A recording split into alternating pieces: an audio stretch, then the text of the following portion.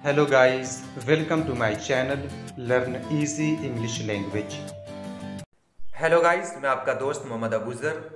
आज हम past perfect tense के एक्टिव वॉइस को पैसिव वॉइस में बनाना बहुत आसानी से सीखेंगे।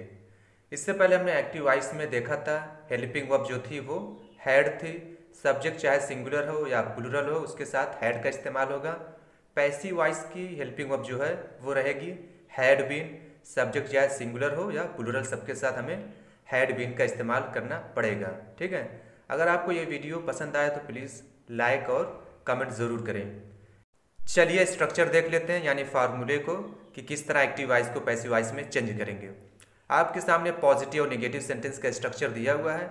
पॉजिटिव सेंटेंस में सबसे पहले सब्जेक्ट, उसके बाद हैड बीन लगाएंगे, उसके बाद वर्ब का थर्ड फॉर्म, उसके बाद बाय ऑब्जेक्ट। इसी तरह नेगेटिव में रहेगा, नेगेटिव में सब्जेक्ट, उसके बाद हैड नॉट बीन, उसके बाद वर्ब का थर्ड फॉर्म बाय ऑब्जेक्ट।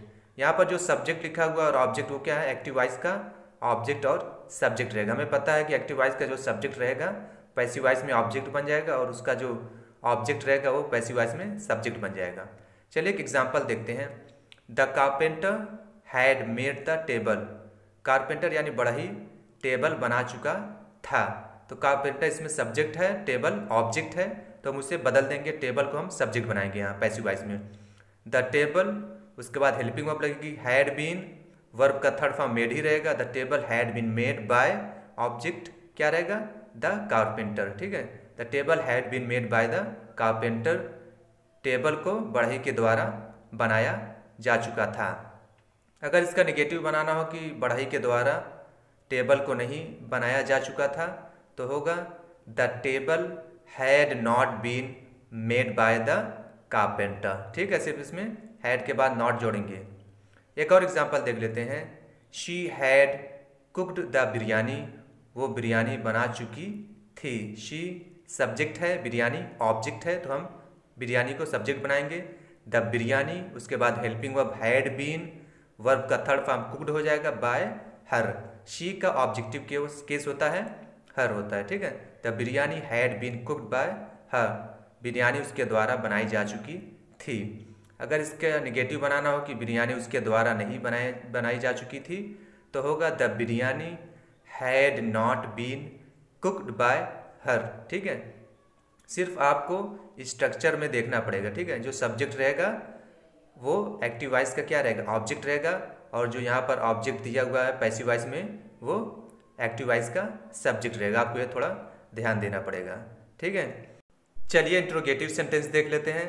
जैसे कि हमें पता है इंट्रोगेटिव सेंटेंस दो तरह के होते हैं।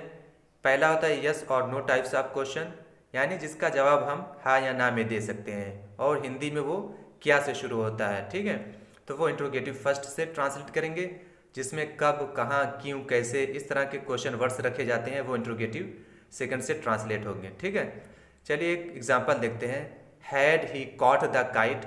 क्या वो पतंग को पकड़ चुका था। तो ये क्या है, इंट्रोगेटिव फर्स्ट है, क्योंकि हेल्पिंग वर्ब से शुरू हुआ है। तो इसमें ही क्या है, सब्जेक्ट है, काइट क्या है, ऑब्जेक्ट है। ठीक है, तो हम काइट को सब्जेक्ट बनाएंगे और ही को हम ऑब्जेक्ट बनाएंगे पैसिव वॉइस में। तो सबसे पहले हम हेल्पिंग वर्ब लिखेंगे हैड, क्योंकि ये इंट्रोगेटिव फर्स्ट है, क्या से शुरू हुआ है, तो लिखेंगे हैड अ काइट। फिर उसके बाद लिखेंगे बीन, वर्ब का थर्ड फॉर्म कॉट हो जाएगा बाय। ही का ऑब्जेक्टिव केस होता है him. Had a kite been caught by him. क्या पतंग को उसके द्वारा पकड़ा जा चुका था। अगर इसका नेगेटिव बनाना हो कि क्या पतंग को उसके द्वारा नहीं पकड़ा जा चुका था, तो होगा had a kite not been caught by him. ठीक है, सिर्फ यहाँ सब्जेक्ट काइट के बाद हमें नॉट लिखना पड़ेगा। Had a kite not been caught by him. क्या पतंग को उसके द्वारा नहीं पकड़ा जा चुका था। ठीक है, चलिए एक और एग्जांपल देख लेते हैं। क्या तुम आम खा चुके थे। Had you eaten the mango. You क्या है, सब्जेक्ट है, मैंगो ऑब्जेक्ट है, तो उसे हम पैसिव वॉइस में चेंज कर देंगे, यू को ऑब्जेक्ट कर देंगे और मैंगो को सब्जेक्ट। तो होगा सबसे पहले helping verb had the mango, उसके बाद बीन लिखेंगे, उसके बाद वर्ब का third form eaten by you. ठीक है, had the mango been eaten by you. क्या आम को आपके द्वारा खाया जा चुका था। ठीक है, अगर इसका नेगेटिव बनाना हो क्या आम को आपके द्वारा खाया नहीं जा चुका था? तो होगा had the mango not been eaten by you. ठीक है, यहाँ सब्जेक्ट मैंगो के बाद आपको नॉट लिखना पड़ेगा। स्ट्रक्चर में लिखा हुआ है, आपको सिर्फ स्ट्रक्चर देखकर लिखना पड़ेगा। एक और देख लेते हैं, इंट्रोगेटिव सेकंड वाला। तुम आम कब खा चुके थे? When had you eaten the mango. ठीक है, तो इसमें क्वेश्चन वर्ड पूछा गया है कब, तो क्वेश्चन वर्ड सबसे पहले लेकर आएंगे व्हेन, उसके बाद हेल्पिंग वर्ब व्हेन हैड, यहाँ पर सब्जेक्ट क्या हो जाएगा? मैंगो। ठीक है, when had the mango been eaten by you, आपके द्वारा आम को कब खाया जा चुका था। ठीक है, अगर इसका निगेटिव बनाना हो कि आम को आपके द्वारा कब नहीं खाया जा चुका था, तो होगा when had the mango not been eaten by you. ठीक है, सिर्फ आपको स्ट्रक्चर में देखना पड़ेगा फार्मूले में, और उसी के हिसाब से आपको लिखना पड़ेगा। उम्मीद है दोस्तों आपको ये वीडियो समझ में आई होगी। Thank you so much for watching my video.